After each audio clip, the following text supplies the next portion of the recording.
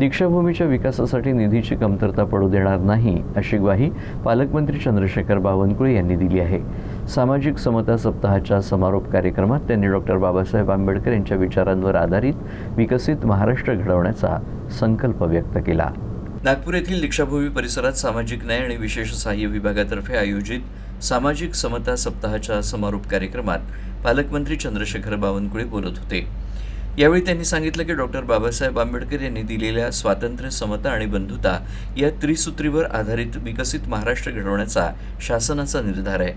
दीक्षाभूमीच्या विकासासाठी 118 कोटी रुपयांचा निधी मंजूर करण्यात आला असून लवकरच अंतिम आराखडा तयार करून कामाला सुरुवात केली जाणार आहे।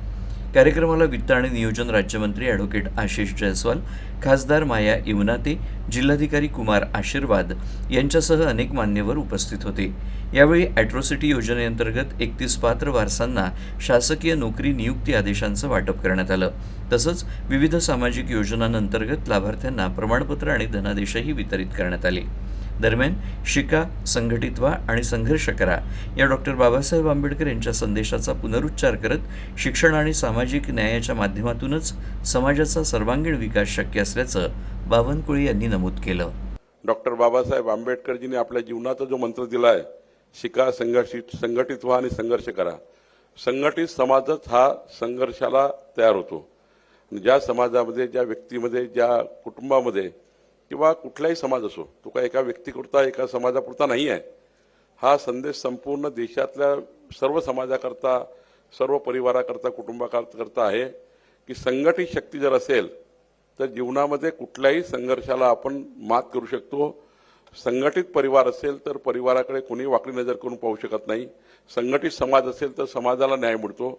आणि त्यामुळे महामानव डॉक्टर बाबासाहेब आंबेडकरांनी दिलेला खरं तर शिका, संघटित व्हा आणि संघर्ष करा हा जो मूलमंत्र आहे आणि विकसित भारताचा सुद्धा जो संकल्प मोदीजींनी केला, तो विकसित भारत करताना महामानव डॉक्टर बाबासाहेब आंबेडकरजींनी जी आपल्याला शिकवण दिली, प्रेरणा दिली, कुठल्याही सरकारने सरकारमध्ये आल्यानंतर पिढी ही अत्यंत उच्च विद्या विभूषित झाली पाहिजे। जेवढी पिढी विद्या विभूषित होईल तेवढा देश सक्षम तयार होतो। सक्षम देश तयार करायचा असेल तर पिढीला प्रचंड ऊर्जेने शिकवा लागेल। शिक्षणाशिवाय जगात काहीच नाही आहे। तुमच्याकडे किती गाडी, घोडा, बंगला, मर्सिडीज कार, जमीन, जायदाद काही असू दे,